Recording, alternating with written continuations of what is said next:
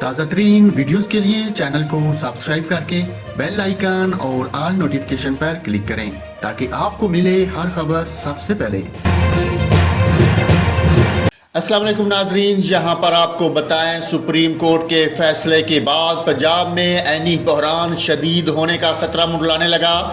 P T I کے 25 منحرف ارکان سے منتخب ہونے والے وزیر اعلیٰ پنجاب حمزہ شہباز کے مستقبل پر سوالات اٹھنے لگے۔ آرٹیکل 63A کی تشریح کے صدارتی ریفرنس پر سپریم کورٹ کے فیصلے کے بعد سابق وزیر اعلیٰ پنجاب عثمان بزدار بھی متحرک ہو گئے۔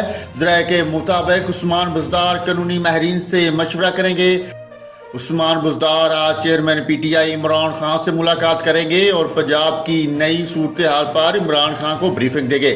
سپریم کورٹ کے فیصلے پر وزیر اعلیٰ پنجاب نے اپنی پریس کانفرنس منسوخ کر دی۔ حمزہ شہباز نے پریس کانفرنس منسوخ کر کے عینی ماہرین سے مشاورت کی۔ قانونی ماہرین نے حمزہ شہباز کو مشورہ دیا کہ وہ فوری طور پر استعفیٰ نہ دیں۔ عینی ماہرین نے حمزہ شہباز کو مشورہ دیا کہ وہ سپریم کورٹ کے فیصلے کی کاپی موصول ہونے کے بعد ہی کوئی فیصلہ کرے۔ سابق وزیر اعلیٰ پنجاب عثمان بزدار نے منحرف اراکین سے متعلق سپریم کورٹ کے فیصلے پر خاموشی توڑ دی۔ ٹویٹر پر اپنے جاری پیغام میں عثمان بزدار نے کہا کہ سپریم کورٹ کا آج کا فیصلہ ضمیر فروشی اور لوٹاکریسی کے خاتمے میں اہم سنگ میل ہے۔ ان کا کہنا تھا کہ لوٹاکریسی پارلیمانی نظام حکومت کی روح کے خلاف اور عوامی مینڈیٹ کی توہین ہے۔